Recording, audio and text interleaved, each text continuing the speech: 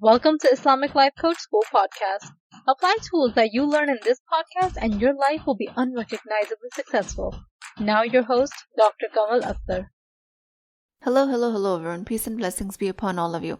Today we're going to be talking about the same team principle. This is something that I help my clients identify in their relationships and their daily lives because it has a huge impact. I'm going to start out explaining this concept by giving an analogy to the sports team because they're easy to identify. The outcome is obvious. You win the game. Everyone knows who's on what team. Everyone on the team knows what success looks like. If one player scores, the whole team benefits. If one player sabotages the team to look good individually, the entire team loses. The rules are visible. There are clear and distinct guidelines as to what a team entails. There is no confusion about what alignment towards the goal looks like. When it comes to the same team principle in real life, it's not quite clear and distinct like that. We need a real definition of what a team looks like in real life because most people are operating with the sports team version of this concept. A team in your life is a group of people aligned towards the same outcome, where individual success is strengthened by the success of others, and vice versa. That's it. That's the definition we're working with. Now, teams in your life are going to be your marriage. The shared outcome here is safety, intimacy, future success of children. Work is a team. Whether you're employed, self-employed, or running a business, your outcome is tied to other people doing well and you exchanging money for value that you put in the world. Your colleagues, clients, managers, customers, they're all on your team, and your progress depends on shared momentum. They gain value from your work, and they give you money for that work. The shared goal of success for both parties on the team. The schooling system is a team. Students, teachers, your classmates, all aligned towards learning and mastery. Grades in the schooling system create an illusion of a competition, but the real understanding is that from shared knowledge, collaboration, collective intelligence, working within the system to make itself more efficient, you gain the shared success of them teaching you and you learning. Parenting is a team. Parents, caregivers, teachers, therapists, all aligned towards the shared goal of raising an independent, regulated, secure child. If adults in this team carry the role of control towards the child or play the card of moral superiority, the child will carry the cost into the future. That's not conducive to successful team dynamics. Your community at large is a team. Leadership, volunteers, members, they are all aligned towards the shared goal of belonging, service, sustainability of the community. One person winning influence over others while others feel like they've lost is going to create disengagement from the entire team. That's going to erode the outcome. The reason I'm grounding you guys with so much language so carefully here is that once you see how many teams you're already on and how many people you're working towards a shared outcome with, it will become much easier for you to accomplish your goals. When you don't realize you're on a team, your brain always defaults to competition, me versus you, even when the outcome is shared. This is where things start to break down. This is where it requires a lot of your mental and emotional energy to carry you towards the same goal. Most of the conflicts in your life while you're trying to accomplish something are not happening because you're surrounded by the wrong people and you're not failing because everyone else lacks skill, intelligence, or care. That's happening because your brain keeps misidentifying who's actually on your team. When this misidentification happens, the nervous system shifts from outcome-focused to survival-focused. The mind at that point offers you thoughts that sabotage the shared goal. You start to believe that you're protecting yourself, but in survival-based adversarial type of thinking, you're unknowingly working against the very outcomes that you want most. The same team principle is the framework that I created to correct this internal error. Listen to this carefully so that it brings awareness to you in the moment when the brain flips from a shared purpose to a perceived threat.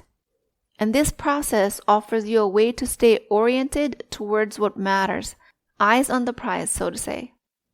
Real life team, the ones that I'm talking about here, are invisible.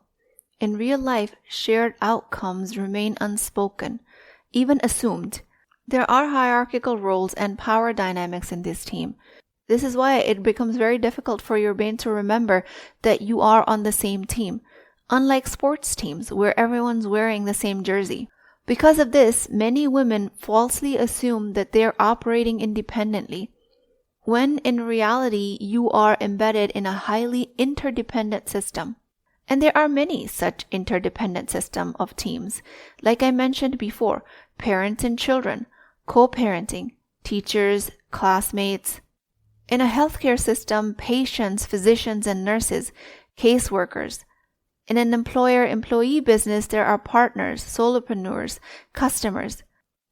In an organization, there are board members, volunteers, leadership, people that make up the congregation. There's an unspoken team that's developed within your friends circle, where the shared outcome is support, finding people that you can lean on and they can lean on you. Siblings within a family create a team. Therapists with a client, coach and a client creates a team. Most of these systems that you're living inside of are going to look competitive from within, even when the outcome is shared and it's in your mutual benefit to work together with the other team members.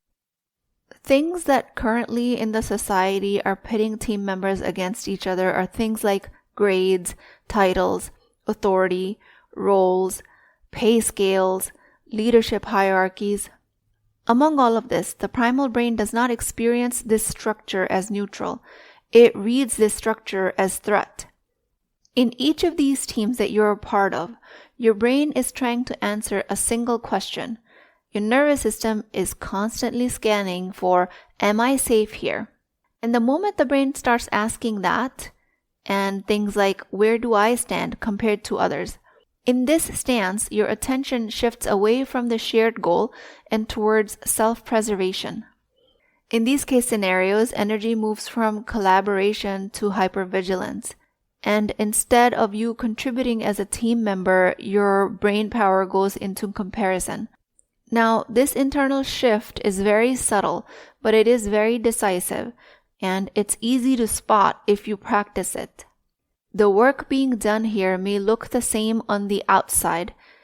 On surface, it's going to look like you're going through the same motions, but internally, your framework would have changed. What you once experienced as we're solving the same problem, if you shift into adversarial thinking, is going to become, I need to protect myself from you. I need to prove myself correct here. And once the brain flips into me versus you mode, a very predictable chain reaction begins. You start to show up with defensiveness that feels reasonable and even responsible. Your focus shifts from working something out together to managing the situation, to putting out fires, to managing and controlling the other person, and micromanaging the situation. To your mind then, the other person on the team becomes the problem, and you forget all about the team dynamic. At this point, of course, like anything else that engages your survival brain, your higher intelligence goes offline, your curiosity, your flexibility disappears, and you lose the ability to hold multiple perspectives at once. What remains is a sense of self-righteousness and an internal conviction that you're doing what you need to do to protect yourself and protect the goal. And you become convinced that you're going to preserve the outcome all by yourself. And as Muslim women, we are very good at hyper-performing towards the goal just because we don't like how other people are doing things. We become very proud of doing everything and doing multiple people's jobs to prove ourselves, just so that we don't have to deal with what now the mind calls adversaries. The most fascinating part to me here is that no matter how hard you work on these teams, no matter how many people's workload you take on, your actions are now working against the shared outcome that you originally cared about. You're alienating other team members. You're making yourself appear more efficient than them. An individual win that is a win in your eyes is a loss for the whole team. And this pattern repeats across many systems. In a team, like a marriage or a family, for example, if you as a person wins this me versus you battle, let's say one spouse wins at the cost of the other, it will seem like a win. It seems like you've proven yourself. It seems like that your efficiency and your productivity is what's carrying the team forward. But what feels like a well-earned win for you is a loss for others. What seems like a win for one person is a loss for everyone, including yourself, because you are on the team. Cost in a marriage is intimacy and safety. Cost in parenting is grounded leadership for your child. Cost in healthcare is poor patient outcomes. Cost in a religious organization is that it might cost its members their spirituality. When one person wins, the whole team loses. And you will come to see that when that dopamine hit of the win fades away, you realize that you're farther away from your goal than you were before your individual win. So being on the same team and keeping your mind in check with this principle is very, very simple. It comes with just a few clarifications, and this is where your work becomes very precise. Being on the same team means that you're working towards the same outcome, and if one person on the team wins, everyone loses, including yourself. Alright, after having taught this to my clients many times, one of the obstacles that commonly comes up is that women tell me that, what if other people don't agree with being on my team? And the most beautiful part of the same team principle is that it's not about their consensus. Meaning, and this is going to sound very counterintuitive, but other people on your team don't have to agree that you are on the team with them. They don't even have to act like they're on your team. The same team principle is a stance that you take internally. That is an outlook that you provide to the situation. This is independent of whether others agree with you or even recognize this team. So let's make the same three examples we've been talking about very clear. The goal of the nikah contract in Islam is that both spouses be able to drive mawadda, deep affection and fondness, rahma, mercy and compassion, sakina, tranquility. These are the shared outcomes that you're working with your spouse with while you're on this team. So now, since we've clarified what we're working towards, the threat response in your marriage, if your brain is responding to one, can come from the hierarchical roles that are differentiating each person's role in the marriage. And through that, the language is going to be very different. It's going to be me versus him. He does this. He never does this. I have to do this. I never get to do this. When you have fallen into the trap of adversarial thinking, now it's very easy for your brain to lose the sight of the goal, the affection and the love and the tranquility. In threat response, your brain is saying, what are you talking about, love and affection? I'm over here doing everything around the house and not even getting a speck of attention or relief. Me versus him. Us versus them. Classic adversarial thinking. Then enters the belief that he should know that he is on the same team as me. We are working towards the same goal. That's also wrong. He does not have to know. He might know. He might not know. He might know on an intellectual level and regurgitate this goal to you verbally because that's what's been taught to him, just like it's been taught to you.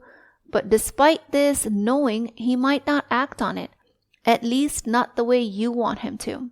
So, like I said, he does not have to know that he is on the same team as you. He doesn't even have to agree with this concept. He doesn't even have to have heard of this concept. His assignment to your team and your shared goal is your decision. When in the marriage things don't go as you expected, try and come out of adversarial thinking into the same team thinking. It might be hard in the beginning, but once you start to see everything as a shared goal, you can guide, you can direct, you can position yourself as a person who needs help. Okay, so let's take it out of the marriage context for a second and place it in a hospital setting, where the stakes are clearer and the outcomes are not as abstract. Let's say if you're a nurse, the shared outcome is patient care, safety, healing. Everyone on your floor is there for that same reason. Whether it's named explicitly through outcomes or not, That's most likely you signed up for the healthcare field. This is the outcome as a team. This is what you're working towards every shift. Now, hierarchy enters the picture. There's difference in authority, scopes of practice, and your nervous system might start to react to that. The doctor might give you an order in a way that feels dismissive. You raise a concern that doesn't get acknowledged. A decision on the team level is made without your input. In this sense, the threat response kicks in and the frame is going to shift. For you, it's going to become me versus them. They never listen. I'm actually the one with the patient. I'm catching what they're missing. I'm doing the real work and carrying the risk. Once this adversarial thinking sets in, it becomes very easy to lose the sight of the original outcome. The whole idea of patient care is going to fade into the background. In this threat state, your brain is not going to be thinking about healing or teamwork. It's going to be thinking about fairness, recognition, self-protection. The nervous system is not going to engage with anything about patient care. It's going to engage with, how am I being ignored? Why am I being overridden? This is such a burden. And again, if you fall into the trap of how they should know that they're on the same team, they should behave like that they care for the patients, they might or might not know. They might intellectually agree. They might have gone into the field of medicine for the same reason. The whole point is that when you are in adversarial thinking, you cannot collaborate to come to a decision that's going to be mutually benefit to you and everyone else. In your threat-based response, in this adversarial thinking, you're going to inadvertently add fuel to the fire. Their awareness, their agreement is not a requirement for your team stance to exist. The moment you decide that this person is on my team because the outcome is patient care, your whole frame is going to stabilize. And this is not happening because the hierarchy disappeared. It's not even happening because the doctor changed. It happens because you're not any longer outsourcing your regulation to their response. You are staying anchored to the outcome you share. And this can happen when the roles are unequal, especially when they're unequal. Your assignment on your team and how you get to behave and show up is not something everyone else votes on. It's something you decide. And that is based on the outcome you're committed to protecting. And this decision changes how you show up, how clearly you think, how much energy you conserve by not constantly ruminating and actually working towards a tangible solution, how effectively you serve the very goal that brought you into this space in the first place. Disagreements on the same team can still be present. People move with different speeds, bring different kinds of expertise. They take different routes towards the goal. That does not mean that it breaks your alignment. One person might prioritize the process while other person is going to focus on execution. One person may see the risks that the other one misses. One is going to move quicker than the other. All the differences are inevitable. None of this is a threat to the team. When the outcome remains intact as an organized principle, you have all the information you need to keep yourself regulated. So far, they don't have to know or agree to be on this team. They don't have to agree with you on how to get to the goal, and you don't have to agree with them. And the next one that makes this team principle extremely simple and effective is that you don't have to let go of your opinion to make everyone else comfortable. You can speak firmly. You can hold passionate boundaries, hold your position, especially if there is a blatant disregard of your opinion. When there's disrespect in the team dynamic that you're not going to ignore, you can hold your ground. Just because you speak up for your rights, call someone out on their injustice, does not mean that you are abandoning the team. Remember, the team is defined by the shared outcome. If a person on your team is not playing nice, but they are on your team, you don't have to go into self-erase mode. You don't have to ignore the mistreatment just for the sake of the team. You can call out the rude behavior of the team member and be on the same team as them. When someone dismisses your input, takes credit for your work, or speaks to you in a way that crosses the line, your brain will have the tendency to activate the threat response. And this is when the threat response is doing its job. This is what it's created for your safety of your values. But you do not engage in your response from the place of threat. You engage in your response from a place of choice, where you choose how you want to show up, especially when it's standing firm in your boundaries. Many Muslim women believe that staying professional means staying quiet and just taking the mistreatment or keeping things smoothly going. This is not same team thinking. This is self-erasure. Being on the same team does not mean tolerating disrespect. It means staying anchored to the shared outcome while refusing to participate in any behavior that undermines it. You can name the issue. You can say clearly and firmly when something is not acceptable. None of that removes you from the team, because the team is not defined by people's comfort. It's defined by the goal that you're collectively working towards. In all of these settings, the simplicity of this principle is what makes it powerful.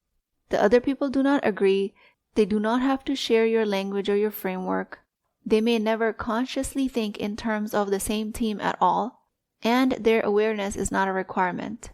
Your disagreement, your strong stance on your values and boundaries does not eliminate you from the team. Your stance is the only requirement. You stay oriented towards the outcome. You hold your clarity. You refuse to abandon yourself. You refuse to hold only surface level harmony. All of this is going to make your teams extremely strong. One other thing that you have to contend with while you're on these teams is that being on the same team does not guarantee you'll get your way. You might intellectually know this, but when it comes to application, your need of control is going to want to dominate. And just keep that in check, just for your simple awareness. Being on the same team does not promise your comfort, control, or creative authority over how things unfold. It just promises alignment around the outcome that matters. The outcome stays intact, but the journey looks nothing like what you might have imagined with your ego. And that can feel very uncomfortable, understandably, especially for high-functioning, competent, multitasking Muslim women who are used to just being right and being effective and being productive. You would rather do things yourself than see someone else do them some other way. But your control is an illusion, a part of adversarial thinking. Thinking like, I do it better than them. I'll do it faster than them. If you insist on your route over others, you are no longer committed to the outcome. You're committed to your identity. The identity as someone who knows best. And that's not team thinking. Because now you're not problem solving. You're preserving your control. The same team thinking asks one important question. Are you interested in the outcome, or are you attached to how you got there? If you're attached to the how, any deviation is going to feel like a threat, and you're going to fall into micromanagement. And you're going to get frustrated when others don't move at the pace you expected. And while you're in adversarial thinking, you're going to start confusing this with incompetence. And when you treat other people as incompetent, even though you might never say it, people stop showing up as their best selves. They stop bringing their full intelligence into the room. If you're committed to the outcome, you will develop flexibility without losing standards. You will be discerning without becoming rigid. You will be able to allow multiple routes to coexist, knowing that the collective intelligence almost always outperforms individual performance. Successful outcomes are never born from one person's preferred path. They're built through collective adaptation. And when you choose the outcome over your ego's attachment to the route, initially it might seem like that you lost power, but you will gain influence over the whole situation. And above all, you will arrive at the goal. And there's nothing more impactful than that. So just as a summary, same team principle. The first is shared outcome. If you don't share an outcome with somebody, you're not on their team. Second is it might take different routes. Same destination does not require the same path. Conflict begins when difference gets misread as danger. Third, you get to show up with a regulated stance. Same team thinking works when you evolve your nervous system, when you tolerate the differences, when you recognize your ego's need of domination. When you're dysregulated, every shared goal is going to feel like a threat, and you won't arrive at the goal. And even if you do, the journey might break you. This same team thinking is a repeatable, transferable skill. It is a meta skill. It becomes a relational lens through which you interpret difference and tension within a relationship. For you as a Muslim woman, the same team principle exists so that you stop fighting the wrong battles. It preserves your nervous system, your relationships, your spiritual integrity all at the same time. With that, I pray to Allah subhanahu wa ta'ala, Ya Allah, help us see clearly who we are meant to stand beside. Regulate our hearts when our egos want to win. Anchor us in the outcomes that carry barakah in this life and success in the afterlife. Ya Allah, grant us the wisdom to choose alignment with the right people. Ameen Ya Rabbul Alameen. Please keep me in your du'as. I will talk to you guys next time.